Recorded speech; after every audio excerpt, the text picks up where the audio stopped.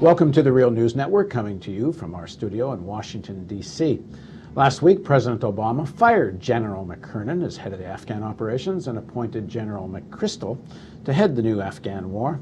To help us understand this appointment, we're joined by Gareth Porter. He's an investigative journalist, a historian. Thanks for joining us, Gareth. Thanks, Paul.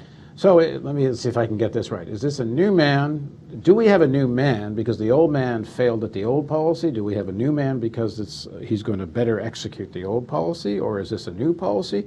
Or are we saying that there ain't much of any policy?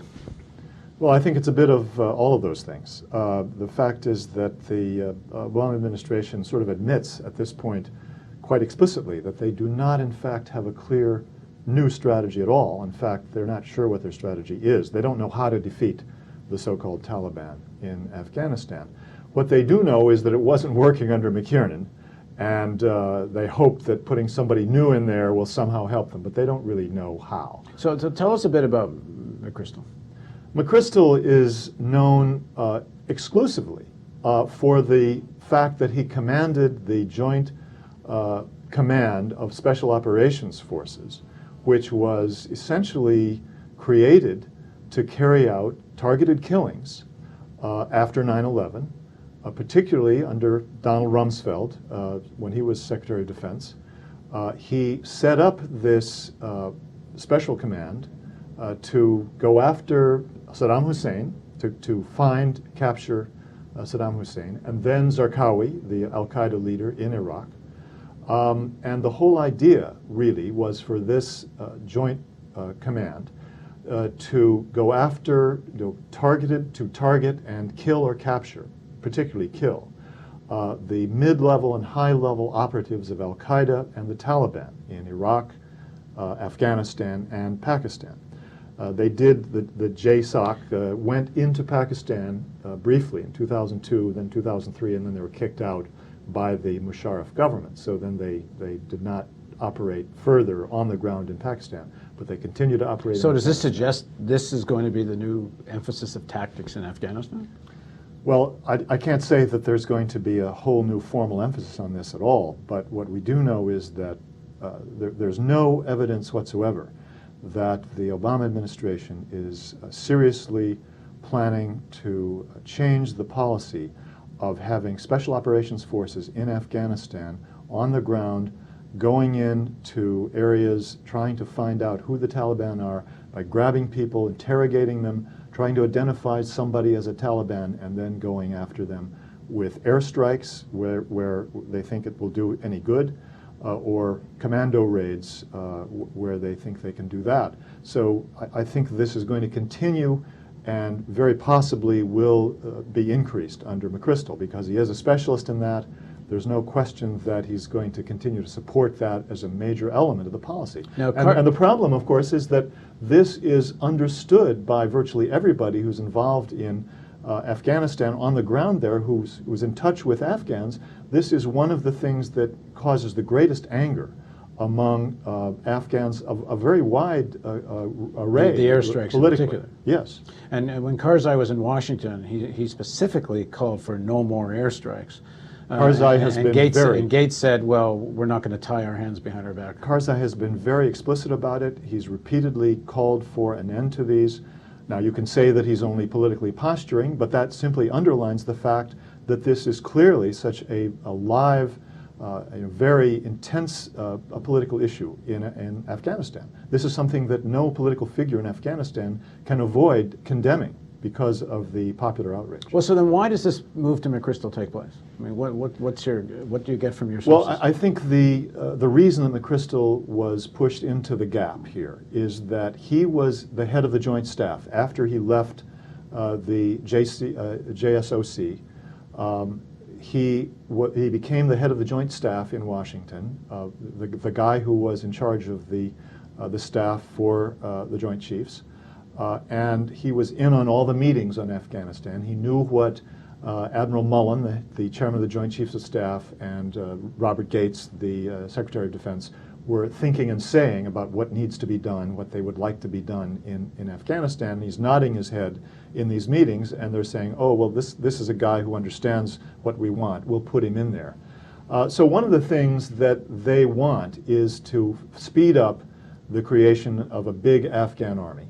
And apparently this is one of the issues on which there was unhappiness with General McChrystal. He was not moving fast enough.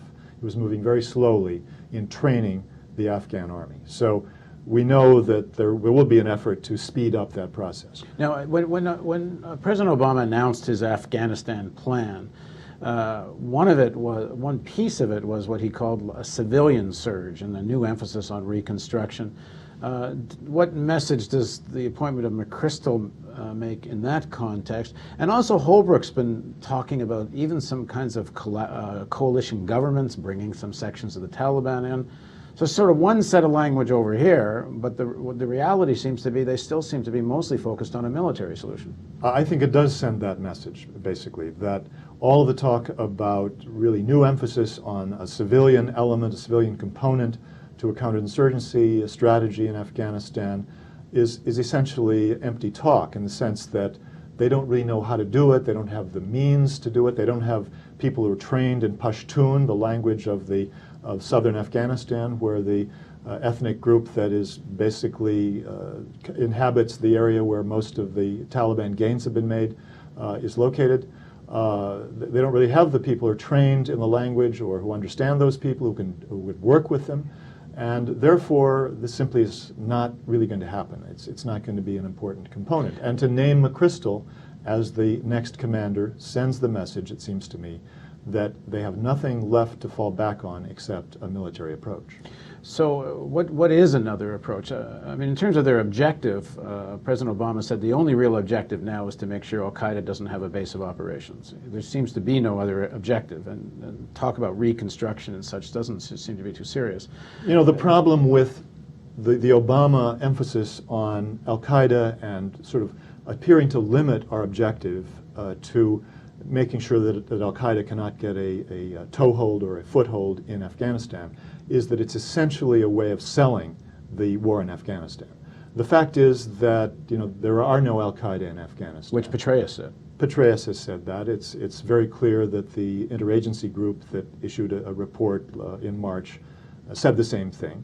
So it's really almost a Bush-like way of selling the war to Well, is talk it because about it's really now, in fact, all about Pakistan?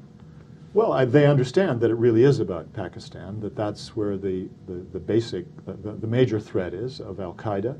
That's where the greatest national security problem exists. It's in Pakistan. And yet they are fighting a bigger war in Afghanistan.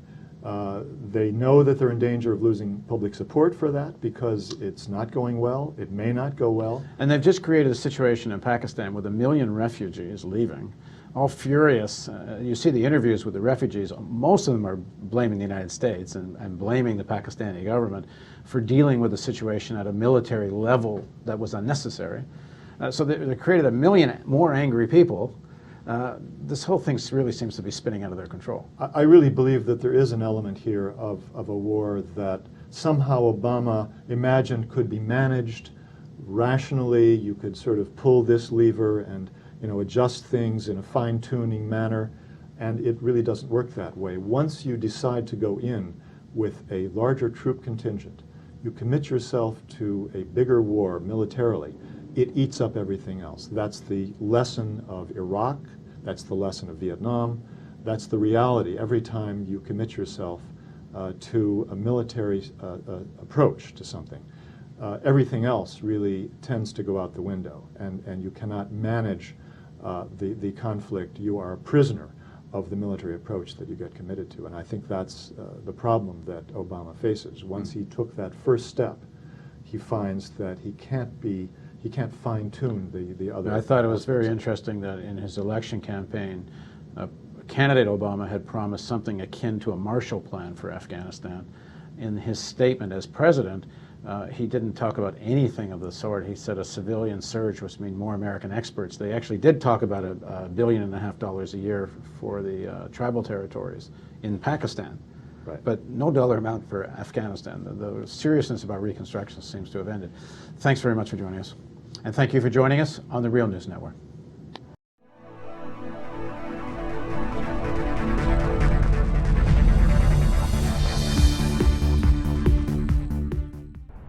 Donate today and receive a new documentary film available to members of the Real News Network. The History of the National Security State with legendary author Gore Vidal. Bonus features of the DVD include an in-depth response to Vidal from ex-CIA analyst Ray McGovern, who served under 7 U.S. presidents, an exclusive interview with Colin Powell's former Chief of Staff Larry Wilkerson, and an insightful interview with oil policy analyst Antonia Juhas. The news magazine of the screen. Living glimpses of history in the making. Hollywood and Washington is a symbiotic relationship. They both deal with illusions. Reality doesn't often play much of a part. I think I saw through the myth of the Cold War almost from the beginning. I was a Washington political kid from a political family. Roosevelt first had radio because he had this great speaking voice and everyone liked to hear. Truman proceeded to break every arrangement that Roosevelt had set up for a peaceful coexistence. And Truman thought that it would be a good idea. Why not just stay armed all the time? And then he devised the national security state. You've got to go up and swear allegiance to the United States or else you're a commie. I mean, we had imported fascism. We get Dwight Eisenhower, who said that we have this great military industrial complex. It is a dangerous thing. And he said this is going to change everything. And the way our country's governed is going to change us politically. Along comes Jack Kennedy, who wanted to make his mark, believed in the Cold War. But he said in this kind of politics, it is the appearance of things that matters. I think everybody should take a sober look at the world about us. The national security state still exists, only it isn't communism anymore, it's terrorism. This is the most serious thing that has happened in the history of the United States. Knowledge is power. We need an honest news system. We need the real news. This is the sort of thing we can build right now without anyone else's permission from the government or from the business community. It's the power's in our hands. If we're not going to sleepwalk into more wars, we think we need to start with a television news network that won't bow to pressure and has the courage to seek facts. And that means independent economics. And that's why we need you. Make a tax-deductible donation now of at least $10 a month or a one-time give of at least $75. As a thank you for your support, we will send you the new documentary film, The History of the National Security State.